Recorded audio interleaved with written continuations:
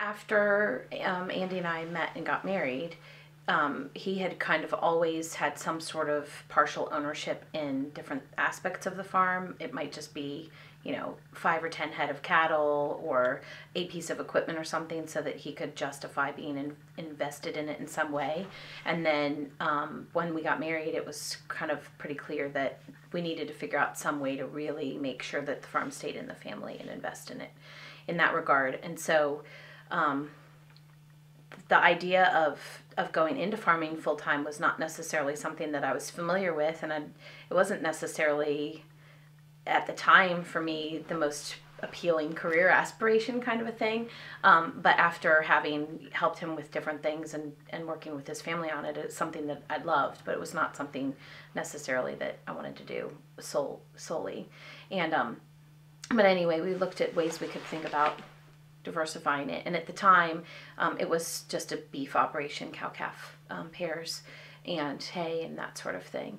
And in 2000, well, before 2000 when we planted, about 98 or so, right after we got married, there was another winery in the area that had asked about leasing one of the upper hay fields on the side of the mountain to put some grapevines in, but wanted it for next to nothing, like a couple bucks an acre a year kind of a thing.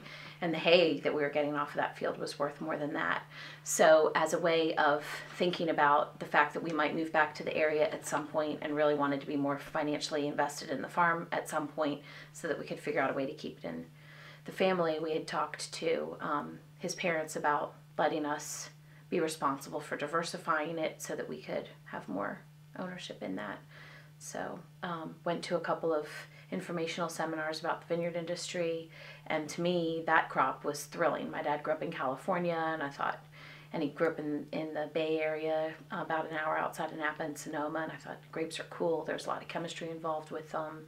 I loved the idea of growing a product like that versus animals, which I knew nothing about. So I said to him, if I go to these meetings with you and learn what we can learn, would you be willing to let me try this?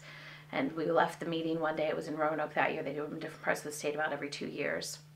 And he said, I have absolutely no idea what they told us about all day, but if you think it's a good idea, I'll let you do it. And he did.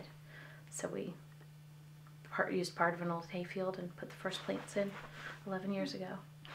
So that was how I got in.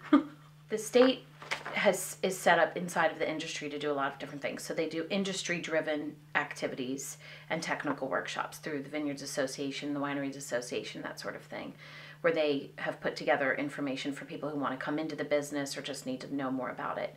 And then that coupled with the research specialists that are technically extension research specialists, mostly at the area research centers, like Tony Wolf, who's the state viticulturist. Well, we call him the state viticulturalist. He's actually a horticulture specialist, but all of his research is in vineyard. And so he and the state enologist, who was in the food science technology department at Tech, and then other industry leaders run those meetings. And so it's a joint effort between the state land grant research and then the industry needs sort of all brought together. And so between those kinds of workshops, site visits, every book we could get our hands on, that kind of thing, because there's so much involved even with just site selection. And then when you have the site selected, then you have to pick the right varietal and then the right rootstock to have that varietal grafted to, and everything before you can even get them in the ground. And then when they're in the ground, you have to decide how to trellis them and which trellising system to use. And it's just, it goes on from there. And just the financial investment. I think, especially for other beginning farmers, one of the biggest takeaways, and actually even attending that seminar with somebody who was a seasoned farmer, like my father-in-law, he came at it from an entirely different perspective.